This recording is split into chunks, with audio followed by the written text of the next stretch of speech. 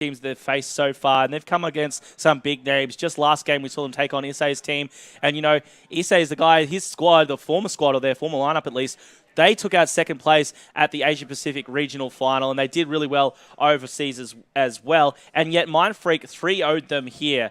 So, look, as much as I love these guys of TextBook, and there is some amazing raw skill there, especially of those younger players, Varenzen and Swifty, keep an eye on them, by the way.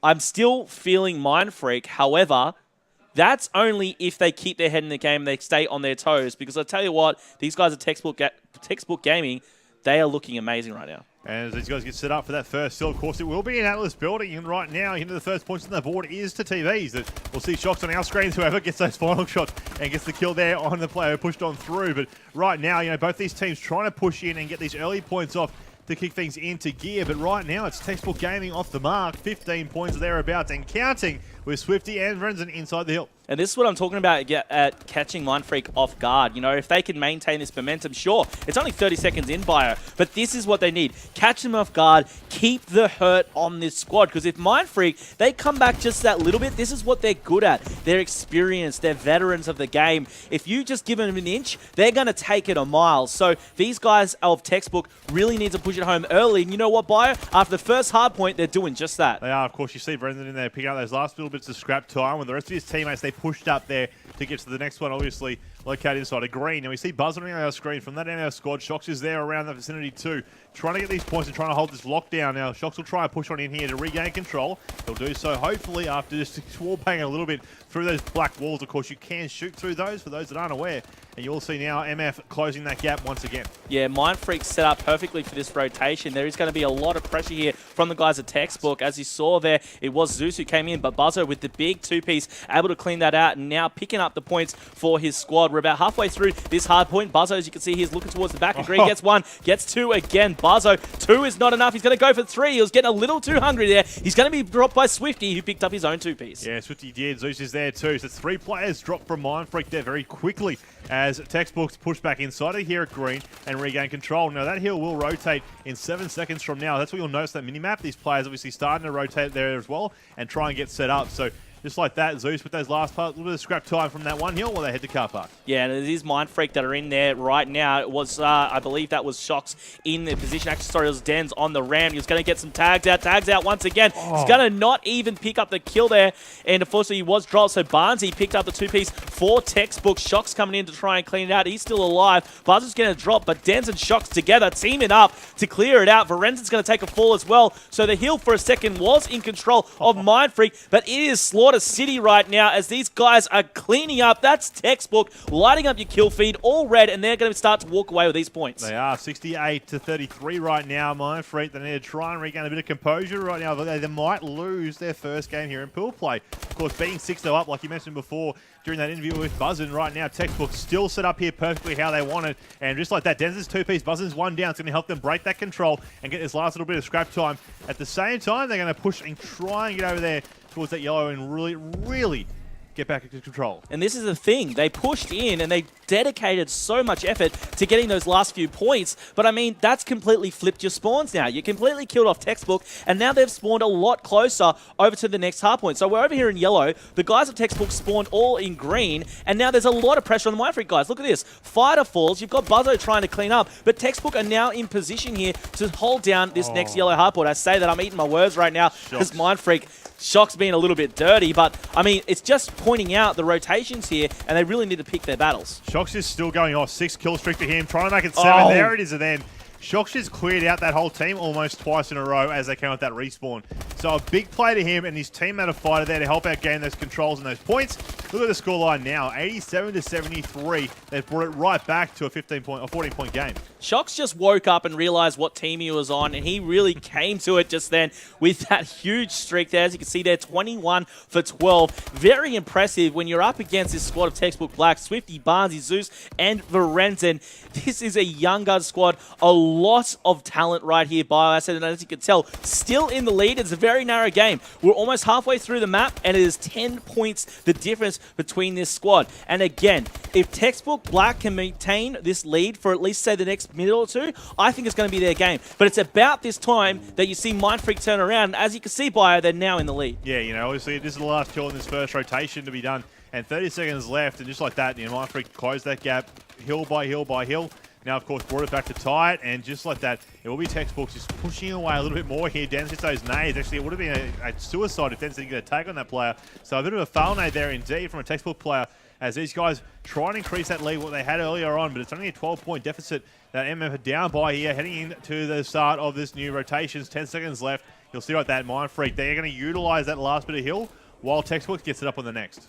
Yeah, and look, that's exactly what they're trying to do. I'm just watching Fighter here. He's holding it down here in this Atlas hardpoint. He's got two here. Actually, that was Shox able to pick that one up on Zeus on the outside. And look, you don't really see many players able to rack up a lot of points in here. He got 10 straight points. That doesn't seem like much. But when you're in the middle of the map, Bio, racking up 10 points is a big deal, and it just shows how well Mindfreak had that locked down. Yeah, especially like you said, in the middle part of the Atlas building, you know, it's sort of central, so to speak, down there in this midtown section of Detroit. And, you know, obviously these guys are all trying to get as much points as they can. Being this close, a team wants to lead. But if both these teams can keep it close during this one hill, they can regain a bit of that lead from green during that next part of during this rotation. So, of course, 20 seconds left right now. It'll all come down to who gives up this hill first for that scrap time. Yeah, that's exactly right. I just watched, by the way, as you got on your monologue there, Bio, we saw Shox. He had the sneak around the map, and he went on the big flank through the school, and he was able to clean that up. And that is part of the reason why the guys from Mindfreak are able to get these last few points here. However, it's all about their rotation. As you can see there, 3 players are over on that street right near green. You can see your minimap enlarged right now, but a couple of players from Mindfreak have cleared it out. Shox,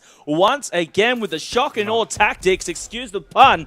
We love it right here. Shox was able to clean that out. He's on that 3-point streak, 33 for 19. Bioacid with 8 captures to his name. This guy is a freak in this game. Yeah, he's really been playing extremely well during this first map in this series. So right now, of course, we did have Buzz in there a second ago. Over to fight it as these guys try and clear out this green room. Of course, Zeus is making a bit of hard time for him. I'm going to change over to their side of things for Zeus, and you'll just see here, watching out towards Main Street, gets the kills that his teammates needed to try and get a bit more control. Swifty's in there to grab that time for his hill while Zeus tries to hold this front door down. His teammates are watching that backside of things. Barney's in there right now, and they've closed the gap again. You know, it's at 14 points and counting, but still, that gap was much larger than what it was beforehand, so they'll be looking good heading towards car park. After Mindfreak were able to get that momentum back and gain the lead once again, I'm amazed at Textbook of being able to make this a less than 10-point game. But with Shox playing the way he is, I don't even know if the rest of Mindfreak need to do anything, because he is still going right now, watching the bottom of the ramp. A couple players going to challenge. What are you doing, son? Sit down, have a nap. Where's your teammate? He gets dropped as well. Shox is hungry for it, guys. 41 for 22. That's a 5-point streak right there. He's not done yet. He's got his teammates in there. Nah, goes to work. That was so many tags just then. Yeah. I really thought that player was going to tie. Take City for the Shox man, but you know, he's done exactly what he needs to do. And this is the hill where Textbook ran away with it last time. So Mindfreak really answered back nicely by holding it down this time around. Obviously, as Textbook had broken it again and gotten control, they could have got themselves a bit of a lead happening, but this time Mindfreak are having none of that. They're holding it down as long as they can, as much as they can, and like you said, Shox really made that difference going that bit of a spree. Yeah, I mean, look, I think the rest of the team can just feed off Shox right now. They're doing amazingly well. Dan's 30 for 22, 24-25 for Buzzer. You usually see him go the even kind of money on this map a lot of the time. And Fighter, not playing his usual style, but he does have a few caps to his name. And I mean, he doesn't really need to when his teammate Shox, the wombo combo of Shox and Fighter. I mean, when Shox is going that hard on his own, he really doesn't have to do much. And as you can see here, it is lighting up blue. Textbook, I think after Shox and just the rest of Mindfreak, that onslaught that came from them, they've kind of just backed up a little bit and just taking a breather. Oh, whoa, this is the Mindfreak squad. Yeah, they're like, okay, running and gunning really isn't working that well for us right now, so let's try and move as a team, push as a team, get in there as a team, and get a bit more control. And you're seeing that now from this Textbook team. They are getting those last bit of points. Of course, 20 seconds left, so you will see a Mindfreak player challenge this, I would say. They're not going to give up that easily with this much time remaining, but they will realize that they bottleneck themselves like they are right now. Buzzers 2-piece will stop that from happening, but it's a very risky move to bottleneck yourselves all in that narrow situation. That somehow managed to come out on top. And Swifty can't get that kill. He doesn't. Jens will take him down. Buzzer will come in to get the scrap time while his teammates get set up for the next at school. Mindfreak just lined up like ducks in a row, and it didn't even matter. They were able to just force their way in. And as you can tell here, Bioacid with 45 seconds left on the clock, this is going to be Mindfreak's map. But look at your kill feed. You can't say they haven't earned it. Shox has been playing out of his skin. The rest of the team have stepped up as well. Textbook, to their credit, played amazingly well. But after those last 3 minutes, I mean, Mindfreak just showing why they're one of the best in the country. Oh, definitely indeed. You look at, like you said, look at that scoreline. Look what happened. There was, the team of Textbook had a lead. They had a lead for during most of the first part of that set rotations. And of course, heading into the second set, that's when Mindfreak brought it back. They closed that gap. And even with, Shox going off how he was, Textbook still kept it close for most of the time. It was only again during that car park kill is where they sort of stuck away bit by bit and increased their gap to what it is now. And of course, during yellow 2 here, and that's Girl just to rub it on and finish it on through. So what was that? 242 they finished up at to 158. So a good lead indeed. And, it's obviously going to help them set the pace for the rest of this series, perhaps. Of course, it is pool play round 3, so it is just a 3-game series. All 3 do get played out, and it will be uplink on Biolab next. We haven't seen that yet this morning here on Alpha, so, it should be a good one. Oh, I've got to love a bit of uplink. And, Biolab, one of my favourite maps as well. You might be a little biased that as well. Bioacid. Yeah, but seriously speaking, though, 242 to 158, a little bit of a blowout to the guys of Mindfreak towards the end there. And look, 45 kills to Shox in the end. He was only 5 off that 50 bomb. And it should be noted that there were only 2 players who got double-digit caps, hardpoint caps in that game, and Shox was one of them. Even with that 1.5 KD and 45 kills, that's nuts. They are crazy statistics. Speaking of statistics, Bio, thanks to DoesPlay, we're going to have full stats tracking of this event, so everyone can check them out over by following the Twitter at DoesPlayStats, and obviously they'll be uploaded on the sites a little later on. But I mean, amazing stats there from Shox. Yeah, of course, if you do follow the hashtag as well, ACL Briz, the official hashtag here for ACL Brisbane 2015.